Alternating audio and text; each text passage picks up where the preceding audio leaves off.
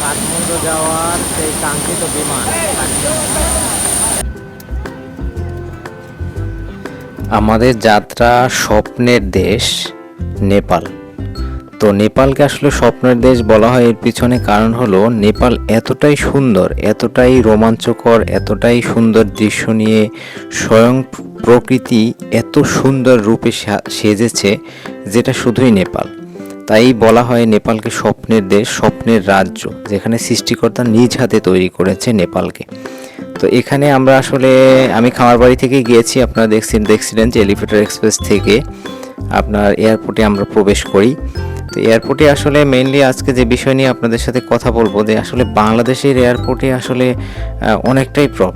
অনেকটা প্রবলেম বলতে এখানে আসলে অনেকটা সময় নিচ্ছে, প্লাস ইমিগ্রেশনের জন্য আমাদের আসলে মোটামুটি একটু হ্যাসেলই হয়েছে। আবার আমার প্রথম যাওয়া এই নেপালে, তো এটাও একটা বিষয়, যেহেতু প্রথম যাচ্ছি, প্রথম যারাই যায় তাদের সাথে একটু হ্যাসেল বেশি হয় যদি আগে যাওয়া হয়। আমি অবশ্য ট্যুরিস্ট বিষয়ে গিয়েছিলাম।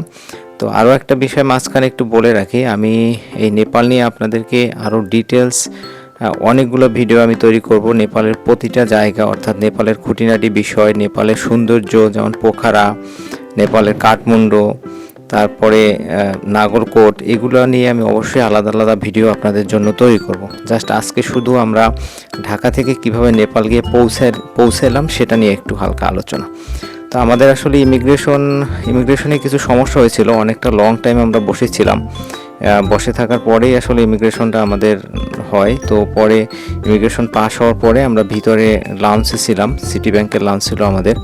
তো সেখানে আসলে সিটি ব্যাংকের লাউঞ্জটা অনেক সুন্দর ছিল। তো ভিতরে আপনার এই ডেকোরেশনগুলো সবই সিটি ব্যাংকের লাউঞ্জের ভিতরে। তো এটা আসলে খুবই আমার কাছে ভালো লেগেছে। এটা এই জোনটা আপনারা যে দেখতেছেন, এটা আসলে একটা সিক্রেট জোন। এখানে আমরা মাঝে মাঝে গিয়ে বসছি, প্লাস সব নিয়ে একটা সুন্দর একটা ইয়া ছিল। তো এটাই আসলে মেইনলি সিটি ব্যাংকের, আমেরিকান এক্সপ্রেসের আপনার সিটি ব্যাংকের যে লাউঞ্জটা, সেটাই ওখানে ছিল। তো এরপরে আমরা ওখান থেকে বের হয়ে আমরা আসলে চলে যাই বিমানে ওঠার উদ্দেশ্যে। লাস্ট চেকিং পয়েন্ট থেকে এই ভিডিওটা করা। এটাও দেখেন অনেক সুন্দর। এখান থেকে আপনি দেখেন এই আমাদের জন্য আসলে ওয়েট করতেছিল এই বিমানটা না, এটা অন্য একটা বিমান। তো ওই পাশে একটু আপনারা হয়তো জানেন যে একটু ভিতরে গিয়ে আমাদের ছোট যে বাসগুলো আছে সেগুলোই আসলে আমাদেরকে নিয়ে যাওয়া হয়। নিয়ে গিয়ে আসলে ওই আমাদের যে মেইন যে বিমান যেখান থেকে যায় ওখান থেকে আর কি উঠতে হয়। মানে রানওয়েতে কিছুক্ষণের জন্য আপনাকে বাস ভ্রমণও করতে হবে।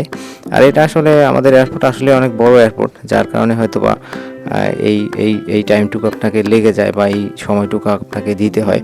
তো ওভারঅল যেটা আমার কাছে মনে হয়েছে, নেপাল ট্যুরের এক্সপিরিয়েন্স আমাকে আসলে মানে যথেষ্ট আনন্দ দিয়েছে।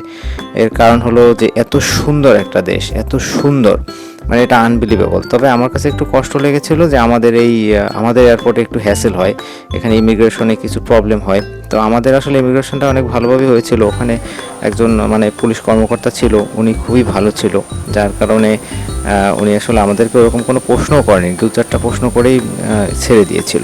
তো এটাই আসলে আমাদের সেই কাঙ্ক্ষিত বিমান, যেটাই করে আমরা আসলে যাব সেই আমাদের স্বপ্নের রাজ্যে, স্বপ্নের শহর, যেটা মানে স্বপ্নের শহরে ঘুরতে যাওয়া আর কি। আমাদের বলা ভুল, যে ওয়ার্ল্ডের একটা সম্পদ নেপাল। আর এখানে সৃষ্টিকর্তা অবশ্যই তার নিজের রূপ দিয়ে সাজিয়েছে, নিজের মতো করে সাজিয়েছে। শুধু পাহাড় আর পাহাড়, প্লাস সাথে আপনার এখানে আসলে আনবিলিভেবল সব কিছু বিষয়, সব কিছু A to Z। তো আমরা আসলে বিমানে যাচ্ছিলাম, যাওয়ার পথে আমাদেরকে এই স্ন্যাক্সগুলো দেওয়া হয়েছিল বিমানের ভিতরে। তো এই যে আপনারা দৃশ্যটা দেখতে পাচ্ছেন, এইটা কিন্তু হলো মাউন্ট এভারেস্টের এই যে ছোট্ট মানে অল্প দেখা যাচ্ছে, বাট আবহাওয়া ভালো ছিল এই জন্য এটুকু দেখা গেছিলো। তো আমাদের মানে বিমান থেকেই আসলে করা হয়েছিল যে আপনারা ডানের দিকে তাকান, এখানে আসলে মাউন্ট এভারেস্ট এই যে দেখেন একটু একটু যে দেখা যায়, এই যে মেঘের মতো কিছু সাদা অংশ দেখা যায়, এটাই কিন্তু মাউন্ট এভারেস্টের মানে মাউন্ট এভারেস্ট সম্পর্কে আপনারা হয়তো অনেকেই জানেন, ওয়ার্ল্ডের সবচেয়ে উঁচু পাহাড়। মানে উঁচু পাহাড় বলতে কি উঁচু হিমালয় পর্বত, পাহাড় না, হিমালয় পর্বত, মানে উঁচু হিমালয় পর্বতই হলো মাউন্ট এভারেস্ট। তো এখানে আসলে মানে খুব বেশি মানুষ যেতে পারে তাও না, আপনারা হয়তো জানেন অনেকেই যে 10 জন মানুষের মধ্যে একজন মানুষ কিন্তু এখানে মারা যায় এই এই মানে এই দুর্গম পথ পাড়ি দিয়ে এই হিমালয়ে ওঠার এই জায়গায় উঠতে গিয়ে আর কি। তো এটা আসলে অবশ্যই দুঃখজনক আর অবশ্যই অ্যাডভেঞ্চার একটা বিষয়। এটা আসলে সবার জন্য না। যারা খুব স্ট্রং, খুবই স্ট্রং, যারা আসলে নিজের উপর 100% কনফিডেন্স, তাদের জন্য আসলে এই মাউন্ট এভারেস্টটা মানে মানে যাওয়া বা ট্রেকিং করা সম্ভব। কারণ এটা আসলে জীবনের একটা চ্যালেঞ্জ এবং জীবনের একটা বড় পাওয়া। এটা আসলে সবাই পারবে না, এটা খুব কম মানুষই আসলে এই জায়গাটা আরোহী করতে পারবে। কারণ হলো এটা আসলে চ্যালেঞ্জিং একটা বিষয়। এই যে বিমানে বসে দেখা যাচ্ছে যে এই যে দেখতে পাচ্ছেন যে এই যে সাদা মেঘের মতো যে বিষয়টা, এইটা আবার আমরা অলরেডি চলে আসছি, আমরা কিছুক্ষণের মধ্যে ল্যান্ড করব। আর আরেকটা বিষয় আপনাদেরকে বলে রাখি, আমরা যে এয়ারপোর্টে নামতেছি এইটা ওয়ার্ল্ডের ডেঞ্জারাস 3 নম্বর এয়ারপোর্ট। অর্থাৎ আপনার এই যে এয়ারপোর্টে আমরা নামবো সেটা হলো কাঠমান্ডুর ত্রিভুবন এয়ারপোর্ট। যে এয়ারপোর্টটা আসলে আমি আগে বলেছি ওয়ার্ল্ডের 3 নম্বর ডেঞ্জারাস এয়ারপোর্ট। তো এই এয়ারপোর্টে যখন ল্যান্ড করে তখন আপনি ফিল করবেন যে বিমানটা ডিরেক্টলি নিচে নেমে যাচ্ছে, মানে এরকম আর কি। মানে ল্যান্ডিংয়ের জন্য যে একটা অনেকটা সময় নিয়ে ল্যান্ডিং করার জন্য যে একটা টাইম নেয়, এরকম না, আসলে উপর থেকে ডিরেক্টলি নিচে নেমে যাচ্ছে। মানে এতটাই পাহাড় যে এটা আসলে ওই রকম ল্যান্ড করার ওয়ে না, এটা ডিরেক্ট নেমে যায়। তো এটা আসলে আমাদের জন্য মানে একটা নতুন, আমার জন্য নতুন একটা অভিজ্ঞতা হয়েছে। তো আমরা আসলে এয়ারপোর্টে নেমে গেলাম। এই মূর্তিটা আপনারা যখন ঢুকবেন তখন এটা দেখতে পাবেন। তো এটা আসলে নেপাল এয়ারপোর্টের মধ্যেই একটা অংশ।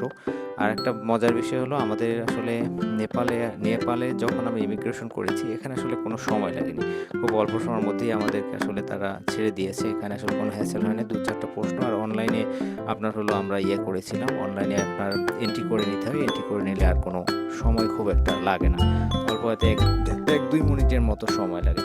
তো ওভারঅল আর কি নেপালের কথা যদি আপনারা বলেন তাহলে নেপালটা আসলে এত সুন্দর। অর্থাৎ নেপালের তার একটা খুব ভালো বৈশিষ্ট্য, নেপালের আইন শৃঙ্খলা এবং নেপালের যে নিয়ম, এগুলো খুবই আকর্ষণ করেছে, যেটা আমার জন্য খুবই আনবিলিভেবল একটা বিষয়। যেখানে নিয়ম কানুন এতটাই সুন্দর, মানে সবাই যার যার নিয়ম পালন করে। আসলে আমরা যারা বাংলাদেশে আছি আসলে আমাদের জন্য অনেক বড় একটা শিক্ষা যে এই জিনিসগুলো দেখা বা এই জিনিসগুলো সম্পর্কে জানা। যেমন তাদের টাইম, তাদের কমিটমেন্ট খুবই ভালো, খুবই। এবং খাবার অথেন্টিক, সব কিছুই খুব ভালো। আমরা যেখানে খেয়েছিলাম ওখানে আসলে থালিটা খুব জনপ্রিয়, এই থালিগুলো আমরা খেয়েছিলাম। একটা মেবি 800 টাকা করে নিয়েছিল, চিকেন থালি এটাকে বলা হয়। এই রেস্টুরেন্টে আমরা খেয়েছি। আর একটা বিষয় হলো, যদি আমার চ্যানেলে নতুন হয়ে থাকেন তাহলে অবশ্যই সাবস্ক্রাইব করবেন, আমার সাথে থাকবেন, সবসময় ভালো থাকবেন। আমি নেক্সট আরও অনেক বড় লং ভিডিও নিয়ে আসবো এবং ভালো ভিডিও নিয়ে আসবো।